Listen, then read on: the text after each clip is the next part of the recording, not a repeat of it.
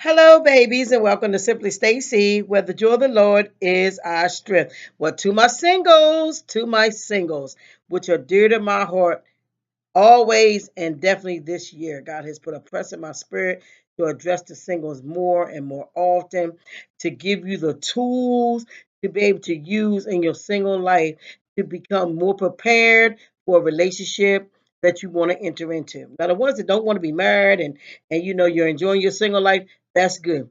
As Paul said, if you're willing to dwell, dwell. But me and some other people are not willing to dwell. We want to be in relationships. So we want to get the tools needed to be prepared for a godly relationship. But so many people are crying out for a godly relationship, but they don't know or have the tools to operate in that space. So today I want to talk about waiting. So many people are writing books about waiting, doing videos on waiting, teaching a lot of things about waiting. And I have listened at, quite a few of them and listened at some of the conversation. But some of it don't don't work for people that really are truly waiting on God. Because when you really are truly waiting on God, there's things that we're not going to do. There's situations we're not going to end up in. God leads us in a total different way that seems strange to the world because we're not going to do the things that the world do. And the things that we do and the decisions that we make as single people is going to seem odd to the way this system works in the world. And even in the body of Christ, because they have picked up worldly ways. So they're doing things outside of biblical practices. They're doing outside the things that God desires for them to do and how they need to carry themselves as a single person. But my thing for you that are waiting, because I know sometimes you get frustrated, especially as females, you get frustrated. You see your girlfriends getting married, and you're like, Lord, when is it going to be my turn? You're like, God, I know you told me that you got this husband for me. Lord, when is it going to happen? When is he going to manifest? I know it's times that you may had male companionship come in your life, and God, you felt like God told you that that was your spouse, and you're wondering what in the heck is going on. I'm still waiting.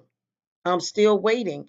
But in the midst of your waiting, number one is God is preparing you to be that godly wife. Because the way that the world sees a wife is totally different in the way that God sees a wife. And it's all about, in the world, it's all about love and feeling these connections and feeling these lustful desires towards somebody. Even the selection process is just totally, completely off. It's all built on lust. But in God's kingdom, it's not like that. You need to look at the fruit of the Spirit in that person. Do they have godly characteristics? And as a female, when you get a husband in God's kingdom, you're getting a husband that's getting ready to be your head. You're going to have to submit to him beyond popular demand because Jezebel's is out here telling everybody all different types of things. You have to submit to your husband. Just like your husband has to submit to Christ. Christ is his head. So if you don't see your husband, your future husband, or whoever submitting to Christ, believe me, you're going to go through. Because if he's not submitted to Christ, who is he submitted to? The enemy or his flesh.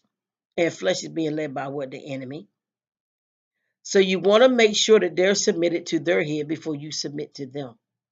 Don't even pick up a husband that you know.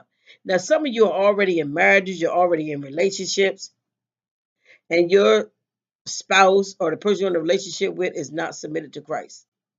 The ones that's not married, you need to back up. You need to back up. The ones that you are married, you're gonna have to pray and intercede. You're gonna have to still treat them as your king. You're gonna have to still manifest the fruit of God. In the midst of you doing that, God can turn their heart. But to you singles, so that you don't have to get in this position of being underneath a headship, you as females underneath a headship that has not been submitted to Christ, you need to get the tools needed. In your waiting, in your waiting, because this is a hard area for people. Believe me, in your waiting, God has a plan for you, and it's good and not evil. What Jeremiah 29:11 say? No, that he has a plan for you. But most of you are just sitting up focusing on, where's my husband? When is my husband coming? that you can't even see the plan of God for your life, that he's working on you. He's working on you. Because as much as you want this godly husband, you have to be prepared for this godly husband. Because in reality, most females have been used to Ahab. Go read Jezebel and Ahab. Jezebel controlled Ahab. And most females are used to Ahabs. I don't want an Ahab. I want a real man of God, like Abraham. You want a real man of God, like Boaz, that's going to be committed to God, that's going to submit to God, so that when you submit to him, you won't have no fear, you won't be anxious. You know that he's going to have your best interests at heart. And it's hard for some of you because you've been out in that world. You've been doing things that Jezebel done. You've been controlling. You've been dominating. It's hard for you to relinquish power to the man of God. You're not even ready. So that's why God got to get you prepared in the midst of waiting. Babies, waiting can be a beautiful thing if you continue to just seek God. Allow him to direct your path. And not that you won't have times of where you feel lonely or times that you won't feel that, Lord, where's my mate at? You're gonna have those times because that's one of those fiery trials that come upon your life. But you have to realize and speak to that loneliness and speak to that doubt and speak to that unbelief, knowing that God promised you that he's going to meet your every need. He knows what you have need of before you have need of it.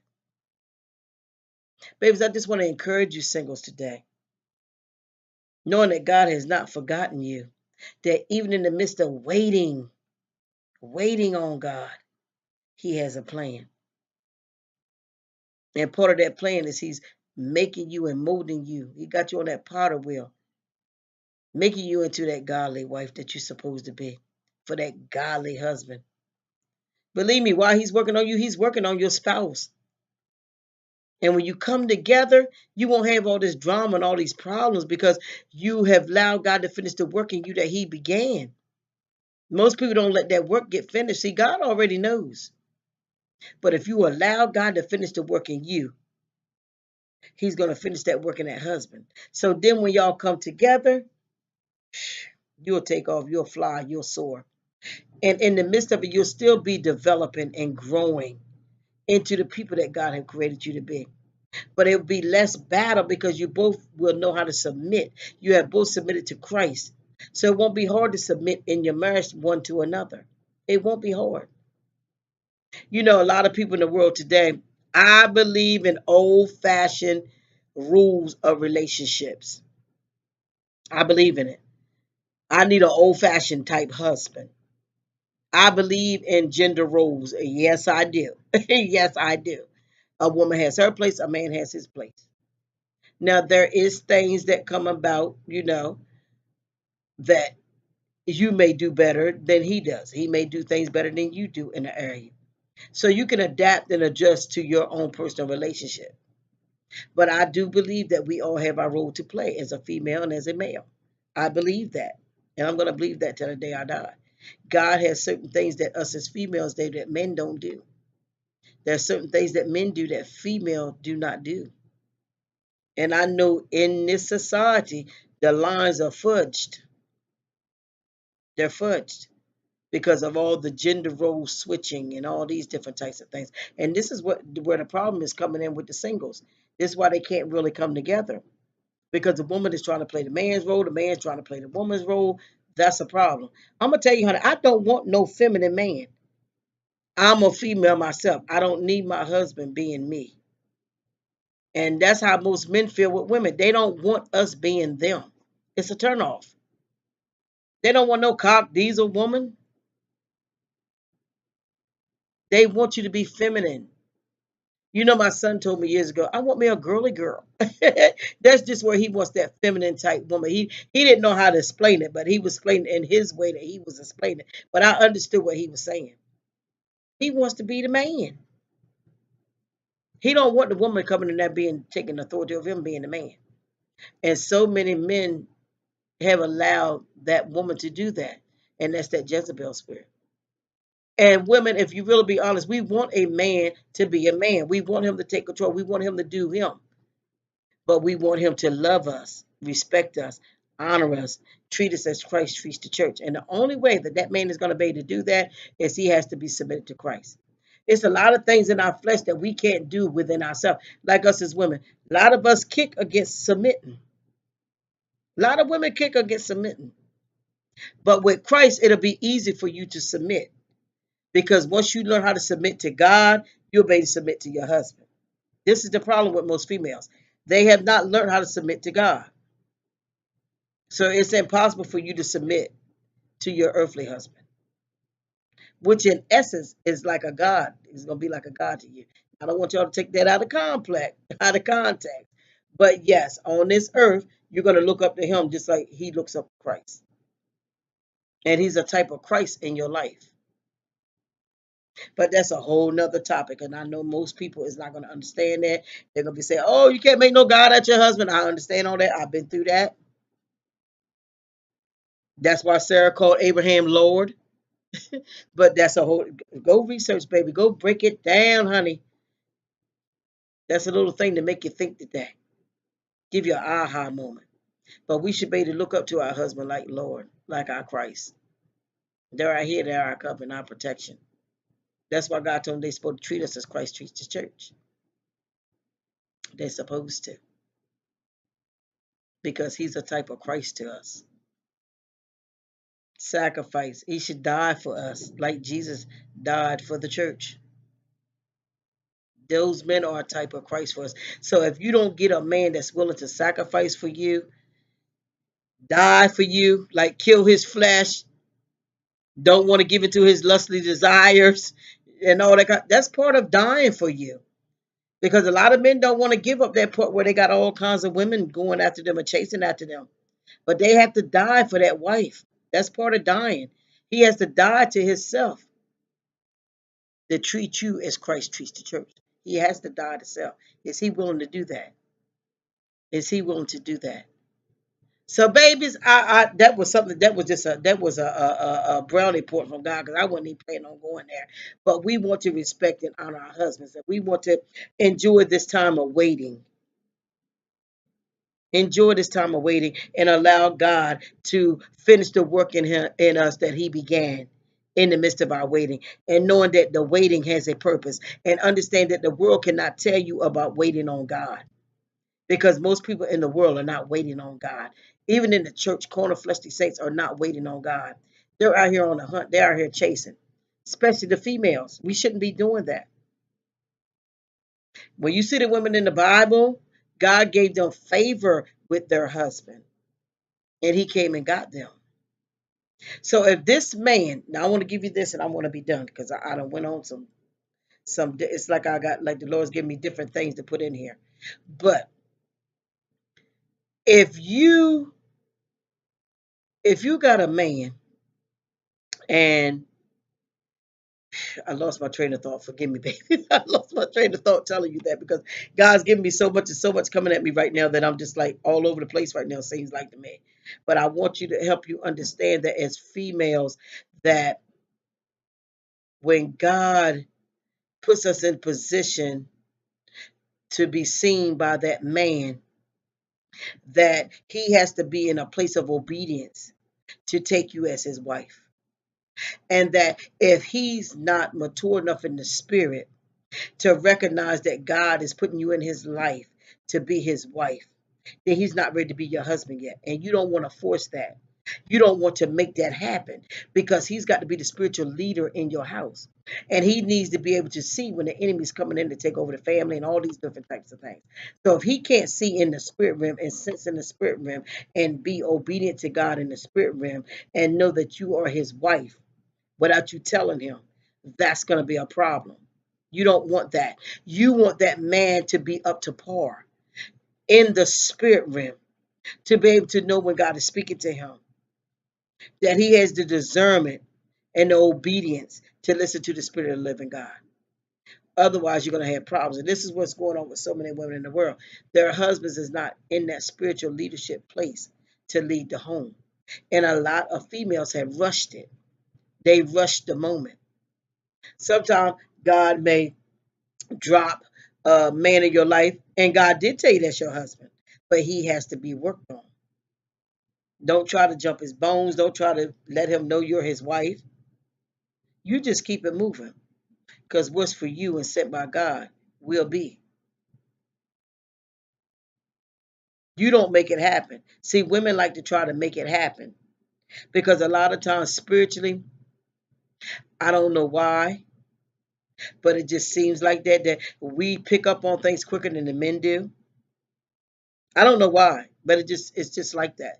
A lot of times women know before the men, and then sometimes men are in fantasy world, just like women be in fantasy world. Men are in fantasy world, and a lot of times it's because of this lustful nature that they have. So out of their lustful nature, they desire certain types of women and certain things. So women that's walking in the spirit, you're not as desirable to them because a lot of times God got you hid. You're so simplistic. You're not out here dressing like an Egyptian woman. You're not out here dressing like a Jezebel. You're not out here carrying yourself a certain type of way. But most men are used to this Babylon system and this Babylon way. And that's what they're drawn to. And until that spirit gets broke off of them, they're not going to recognize the women of God, the women of the spirit. It takes God to work on them. So I don't want you ladies to get frustrated in your waiting because the men are spiritually discerned. They can't discern the spirit. Some of you that's these men's wives, they just look at you like sisters or families or whatever. And that's because of it's because you don't have that lustful nature on you. To them, you're just plain Jane. But really, you're the wife material, but they don't understand it because they have not got in the word and understood what a wife looks like according to God. Just like us as females have to get in there and see what a husband looks like according to God. Or you overlook the husbands because a lot of women still got that carnal nature and they look for this Babylon system way of a husband. My baby's just in the waiting because I tell you, I just don't said a lot of stuff. I done thrown a lot of stuff right there. The spirit is just bringing so much to me as I'm talking on this video. I didn't even mean to go this long. It was just going to be an encouraging thing for people that are waiting. And I want you to be encouraged, my sisters. Be encouraged, my brothers. Be encouraged at knowing in your waiting, in your waiting, in your waiting, in your waiting for God. In your being misunderstood while you're waiting on God, that you will mount up with wings of an eagle and you shall soar. That in your waiting and in your well doing, that if you faint not, you shall reap. And you truly have to make up your mind that you want that godly situation. It'll make it easier for you to wait. And when you get understanding of why you should wait, get understanding of what God say you are as a godly woman, as a godly man. You know, I've learned over the time that a lot of people are frustrated in their relationship with God is because they don't understand a lot of things. And when tragedy happens and different situations happen, they don't, the first they say, I don't understand why. But you need to know that we have an enemy. There's an adversary on this earth that is our enemy. And at every turn, he wants to take you out. He comes to steal, kill, rob, and destroy you. And that's all you need to know. That's all you need to understand. And once you understand it, you'll understand why things happen. And God done gave you word and scripture to stand on, to trust him, knowing that he got your back, that no weapon formed against you shall prosper. So even in your waiting, that you'll be able to continue to wait on God and trust him, knowing that he has that mate for you. No matter what it looks like, you may not even have nobody around you right now at this moment, but at the right opportunity, in the right season, the right moment, that mate will show up and manifest in your life.